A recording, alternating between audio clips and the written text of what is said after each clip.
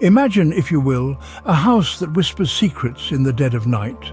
A family brimming with anticipation and joy steps across the threshold of their new haven, nestled in a tranquil suburb. It's a picturesque scene, a tableau of new beginnings, painted with the hues of hope and dreams. The house, an architectural marvel, exudes an old-world charm, its beauty captivating their hearts instantly. As they unpack, laughter and mirth echo through the rooms, filling the air with an infectious warmth. Yet, amidst the joyous chaos, a subtle anomaly occurs. An elusive shadow, like a darting phantom, crosses the room, a fleeting spectacle that almost goes unnoticed. The family, too engrossed in the thrill of their new adventure, attribute it to a mere trick of light. Little do they know, this seemingly insignificant incident is but a prelude to a symphony of the macabre. In the excitement of the move, they dismiss it as a trick of the light. As night fell, the house began to reveal a different side of itself. The once warm and welcoming home, bathed in the soft glow of daylight, transformed into a stage for the uncanny under the cloak of darkness. The air grew heavy, carrying a quiet dread that seeped into the very walls of the house. The family, nestled in their new abode, began to notice oddities that defied explanation. The dining room chair, tucked neatly under the table, would be found in the middle of the room. The antique mirror that hung serenely in the hallway would occasionally reflect figures that weren't there. A cold draft would sweep through the rooms, ruffling curtains and sending shivers down spines, even though all the windows were firmly shut. And then there were the whispers, soft, indecipherable murmurs that seemed to emanate from the walls themselves. They hung in the air, eerie and unsettling, a spectral symphony that only played once the sun had set. These whispers filled the silence of the night, a constant reminder that they were not alone. Shadows, too, began to play tricks on their eyes. In every corner they seemed to lurk, stretching and shrinking with a life of their own. They danced in the periphery of their vision, disappearing when looked at directly, but always there, always watching. This strange ballet of supernatural incidents sparked a mix of fear, confusion and curiosity in the family. They questioned their sanity, wondered if their minds were playing tricks on them, but the unease was palpable, the fear real. They found themselves huddled together as a primal instinct to seek safety in numbers kicked in. Despite the fear, a strange fascination began to take root. The house, with its unseen presence and unspoken secrets, beckoned them.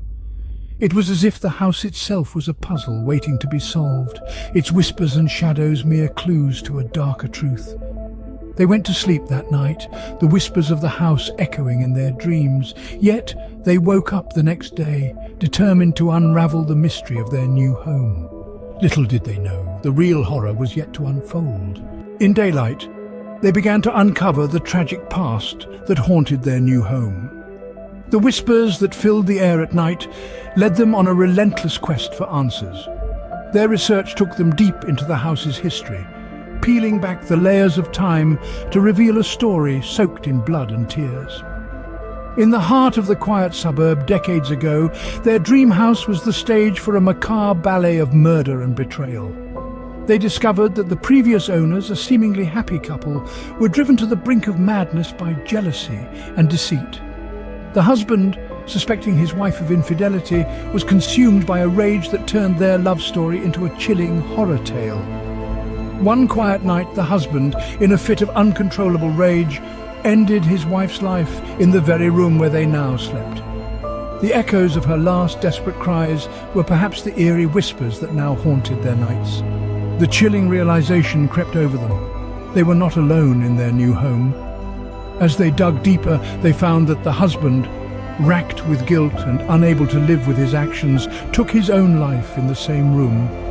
Two lives, extinguished in the throes of passion and pain, had left a permanent scar on the house. The shadows that seemed to watch them from the corners of every room were perhaps the remnants of their tormented souls, trapped in an endless loop of their final tragic moments. The family's new home, once a symbol of a fresh start, was now a chilling monument to a tale of love, betrayal, and death. The walls, stained by the dark history, seemed to close in on them, whispering tales of the past.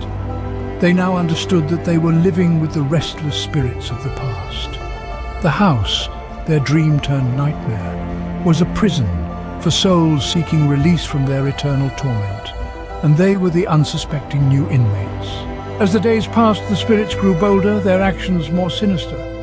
This was not the typical fleeting shadows or creaky floorboards you might expect from an old house. No, these were deliberate, focused occurrences, each one more chilling than the last. The spirits seemed to have a particular interest in the family, almost as if they held them responsible for some unforgivable transgressions. A sense of accusation hung heavy in the air, like a dense fog that refused to lift. The spectral inhabitants of the house were not just haunting, they were passing judgment. Even the simplest daily routines became a gauntlet of terror. A benign family dinner would take a chilling turn as silverware would levitate suspended in the air before clattering back onto the table. Children's toys would spring to life in the dead of night, their innocent laughter morphing into a dreadful cacophony that echoed through the silent corridors. Whispers filled the night air, growing louder with each passing day. They were not just indistinct mumblings, but chilling threats and accusations, hissed with a venom that seemed to seep from the very walls. "Murderers!" they would hiss. "Traitors!" they would accuse, their spectral voices growing increasingly hostile. The family's fear was palpable, their desperation raw. They had come to this place seeking a fresh start, a new chapter in their lives, not knowing they would be stepping into a chilling tale of the past. They were innocent, but the spirits were relentless, their wrath undeterred by pleas or cries. The house, once a beacon of hope, had become a prison. Each room, a court where the spirits held their relentless trials, blaming the family for sins they didn't commit. The walls closed in, the air grew colder, and the shadows seemed to watch, their gaze accusatory and unyielding. The family was under siege, a target of spectral vengeance. They knew they could no longer ignore the chilling accusations and menacing threats. They had to confront the spirits, to seek the truth, to fight for their lives. They knew they had to fight back or become victims themselves. They were not going to let the past dictate their future. That was the mantra echoing in their hearts as they geared up for the battle of their lives, a battle against the unseen, the unheard, the unfathomable. Their enemy, the restless spirits of a time they had no part in, a history they weren't a part of, yet one that was determined to make them pay. The family, once blissfully unaware of the darkness lurking in their new home, now stood at the precipice of a desperate struggle.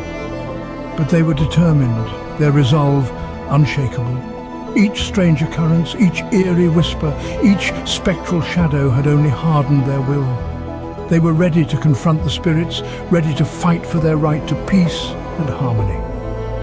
They started with a plan, a course of action to appease these restless beings. They delved into the lore of the house, into the rituals and rites of the past. They whispered gentle words into the night, hoping to reach the spirits, to show them they meant no harm. They left offerings, tokens of peace in the dark corners of the house, hoping to placate the unseen. Their efforts were met with resistance. The air grew colder, the whispers louder, the shadows darker. Still they pressed on, their hope a beacon in the oppressive darkness. They clung to each other, their unity a fortress against the spectral onslaught. It was a battle of wills, a test of their courage and determination. In the midst of their struggle, they found strength in each other.